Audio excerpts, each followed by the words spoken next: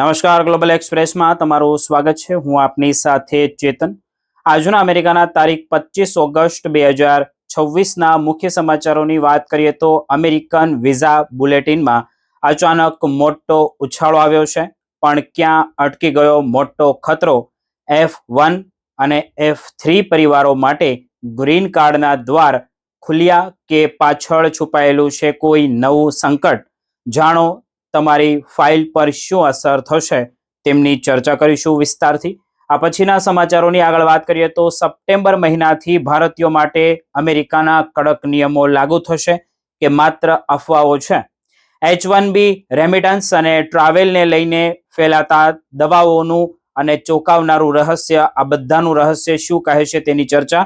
શું તમારા પૈસા અને વિઝા ખરેખર જોખમમાં છે કે નહીં તેની વાત કરીશું। આ પછીના સમાચારોની વાત કરીએ તો દુબઈથી અમેરિકા ઉતરતા જ એરપોર્ટ પર જાણીતા ભારતીય ડોક્ટરની ધરપકડ કરવામાં આવી છે। બોગસ રિપોર્ટ, ખાનગી તપાસ અને ક્લિનિકમાં રમાયેલી ચોંકાવનારી રમત પાછળનું અસલી સત્ય શું છે તે ગંભીર સવાલો ઊભા કરે છે। તપાસમાં સામે આવ્યા મોટા ખુલાસાઓ તેમની ચર્ચા કરીશું। આ બધા સમાચારોની વિગતે ચર્ચા કરીએ। આપ જોતા રહો ગ્લોબલ એક્સપ્રેસ।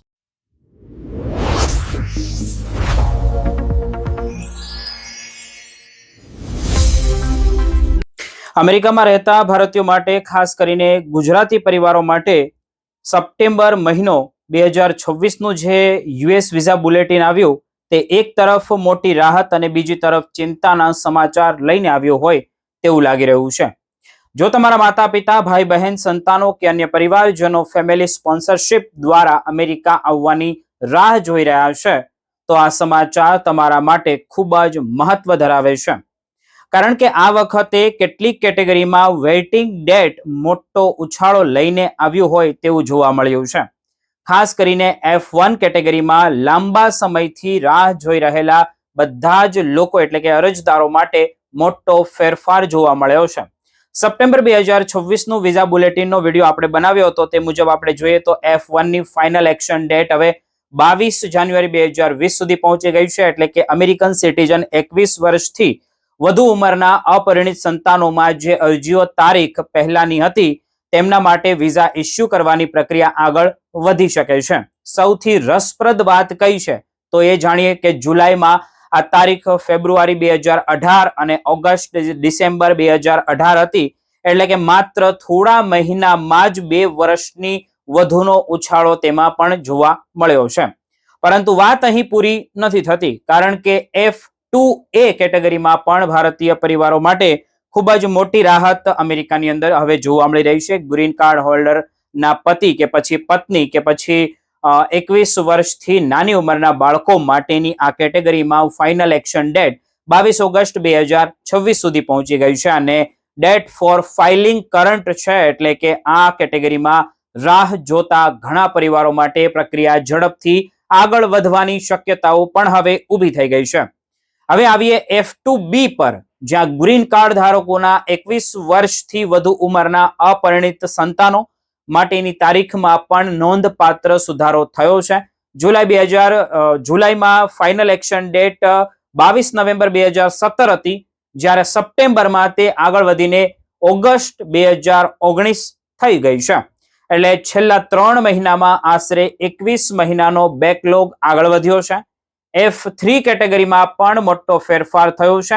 અમેરિકન સિટીઝનના પરિણિત સંતાનો માટેની આ કેટેગરીમાં ફાઇનલ એક્શન ડેટ જુલાઈ 2026માં 15 એપ્રિલ 2012 હતી, જે હવે સપ્ટેમ્બરમાં વધીને 22 ઓક્ટોબર 2014 થઈ ગઈ છે। એટલે લગભગ 2.5 વર્ષનો બેકલોગ આગળ વધ્યો હોય તેવું દેખાઈ રહ્યું છે। પરંતુ હવે જે વાત સૌથી ધ્યાન ખેંચે છે તે છે F4 કેટેગરી। અમેરિકન સિટીઝનના ભાઈ બહેનો પરિવાર સાથે અમેરિકામાં બોલાવાની આ કેટેગરીમાં ભારતીય અરજદારો માટે રાહ હજુ પણ ખૂબ જ લાંબી છે। સપ્ટેમ્બર 2026માં ફાઇનલ એક્શન ડેટ 1 નવેમ્બર 2006 અને ડેટ ફોર ફાઇલિંગ 15 ડિસેમ્બર 2006 છે। એટલે જાન્યુઆરીથી સપ્ટેમ્બર સુધી ખાસ કોઈ નોંધપાત્ર મુવમેન્ટ જોવા મળી જ નથી। આ લાંબી રાહનો સૌથી મોટો ખતરો એ છે કે 15 થી 20 વર્ષ જેટલો સમય પસાર થાય ત્યારે ઘણી વખત સ્પોન્સરનું અવસાન થઈ શકે છે અને ત્યારબાદ જે ફાઇલ પર ગંભીર અસર પણ પડી શકે છે। આવી સ્થિતિમાં પરિવારને કાનૂની પ્રક્રિયા દ્વારા કેસ ફરી ચાલુ રાખવાનો કે કરાવવાનો પ્રયાસ કરવો પડે છે, પરંતુ તેની સફળતાની ગેરંટી હોતી નથી. અમેરિકામાં રહેતા ભારતીયો અને ગુજરાતીઓ માટે આ એક વાત ખાસ સમજવા જેવી છે કે વિઝા બુલેટિનમાં તારીખ આગળ વધવી એ તરત જ ગ્રીન કાર્ડ હાથમાં આવી જતું નથી. તમારી પ્રાયોરિટી ડેટ, કેટેગરી અને યુએસસીઆઈએસ અથવા તો કોન્સ્યુલર પ્રક્રિયા પ્રમાણે આગળના પગલાં નક્કી થાય છે. તેથી જો તમારા પરિવારની અરજી આ નવી તારીખમાં આવે છે તો દસ્તાવેજો અને આગળની પ્રક્રિયા માટે તમારે હંમેશા તૈયાર રહેવું ખૂબ જરૂરી અત્યારે અમેરિકાની અંદર બની ગયું હોય તેવું આપણે બધા જોઈ રહ્યા છીએ.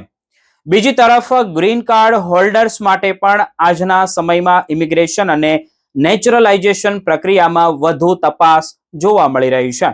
ખાસ કરીને જૂના ક્રિમિનલ કેસ અથવા તો ઇમિગ્રેશન હિસ્ટ્રી હોય તો વધારાના પુરાવા માંગવામાં આવી શકે છે.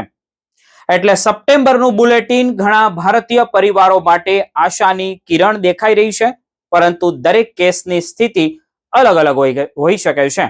ખાસ કરીને F1, F2A અને F2B અને F3 માં થયેલા આ મોટા ફેરફારને ધ્યાનમાં રાખીને અને તમારી પ્રાયોરિટી ડેટ સાથે સરખામણી કરજો, કારણ કે કદાચ વર્ષોથી રાહ જોતા તમારા પરિવાર માટે હવે આગળ વધવાનો સમય આવી ગયો છે.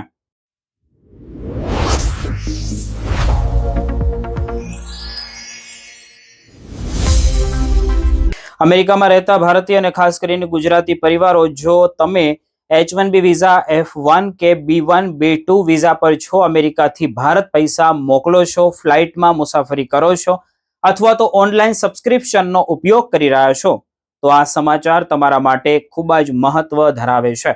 1 સપ્ટેમ્બર 2026 ને લઈને 4 મોટા ફેરફારોની વાત અત્યારે સોશિયલ મીડિયા પર ઝડપથી વાયરલ થઈ રહી છે અને ફેલાઈ રહી છે. પરંતુ વાયરલ મેસેજમાં જણાવાયેલી દરેક વાત સત્તાવાર રીતે સાચી છે કે નહીં તે જાણવું દરેક એનઆરઆઈ માટે ખૂબ જરૂરી છે. વિઝા પ્રક્રિયાની શરૂઆત કરીએ તો અમેરિકાના સ્ટેટ ડિપાર્ટમેન્ટ 15 જુલાઈ 2026 થી નોન ઇમિગ્રન્ટ્સ વિઝા અરજદારો માટે ઇન્ટરવ્યુ શેડ્યુલિંગ અંગે મહત્વના ફેરફારો કર્યા છે.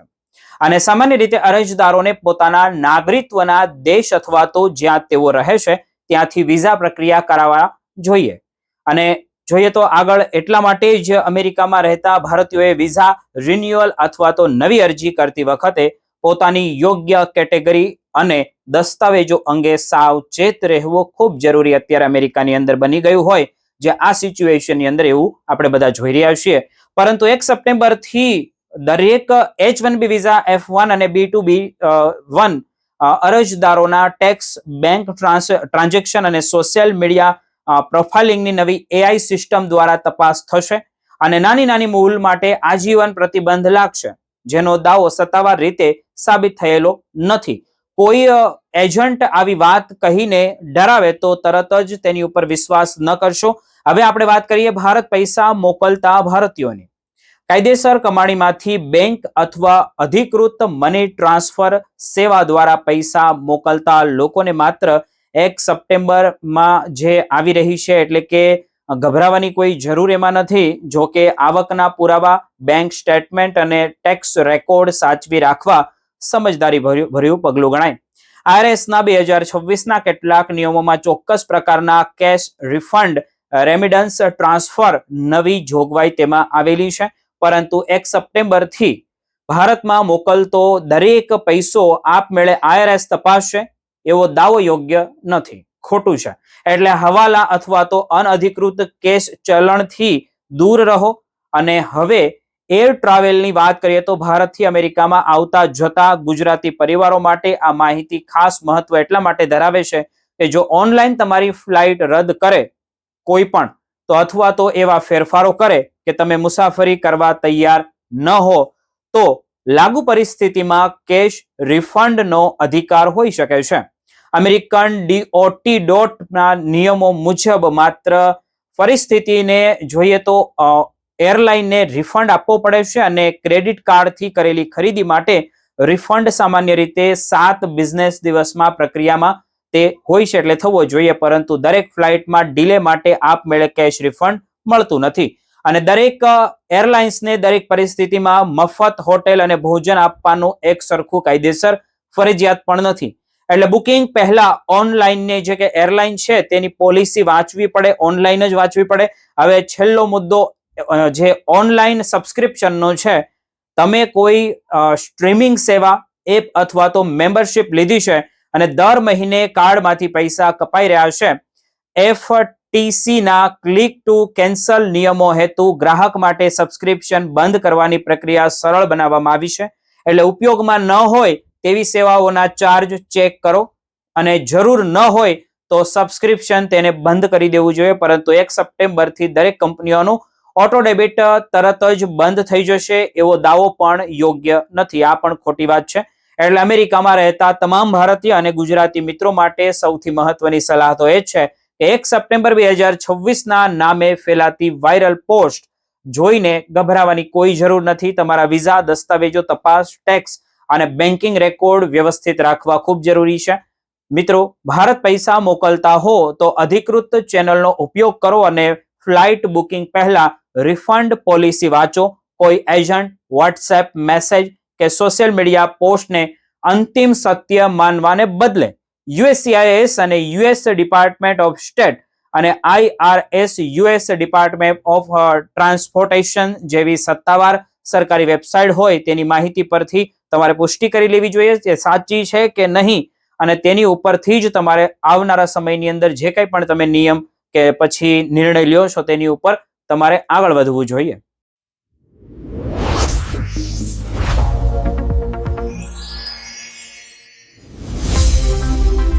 અમેરિકામાં એક ભારતીય મૂળના જાણીતા ડોક્ટરની ધરપકડના સમાચારથી મેડિકલ ક્ષેત્રમાં ભારે ચર્ચા શરૂ થઈ છે.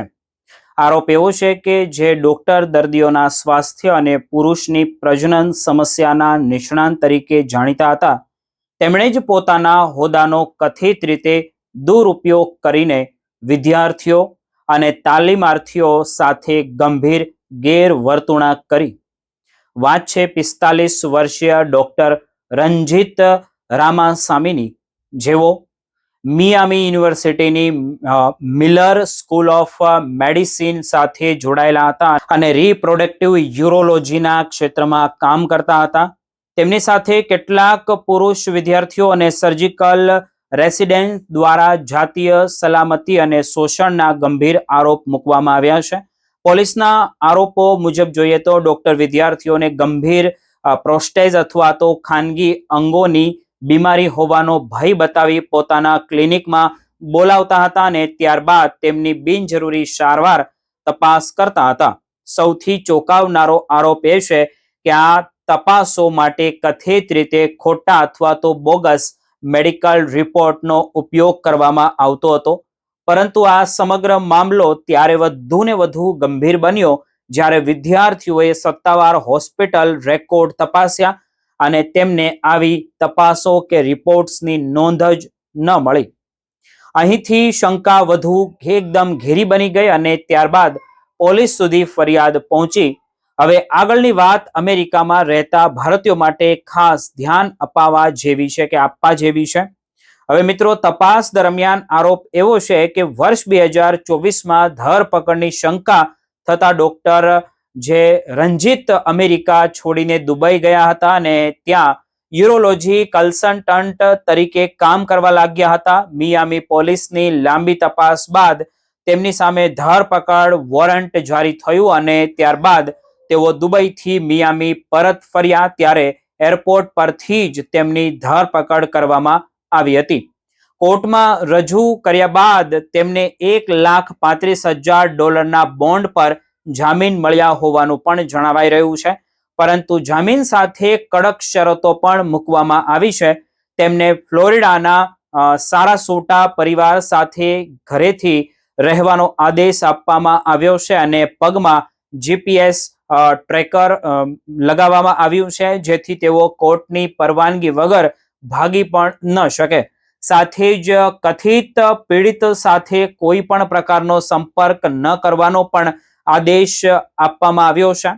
ડોક્ટર રંજીત ભૂતકાળનો એનો જોઈએ તો જો કે અત્યંત પ્રતિષ્ઠિત રહ્યો છે અને તેઓ પુરુષની જે ઇન્ફિલિટી, સેક્સ્યુઅલ ડિસફંક્શન અને ટેસ્ટોસ્ટેરોન સંબંધિત સમસ્યાઓના તે પૂરેપૂરા નિષ્ણાંત તરીકે જાણીતા રહ્યા છે અને અનેક સંશોધનો પેપર્સ માટે પણ તે ચર્ચામાં રહ્યા છે. પરંતુ હવે તેમની સામેના આરોપોએ આ સમગ્ર કારકિર્દી પર ગંભીર સવાલો પણ ઊભા કરી દીધા છે.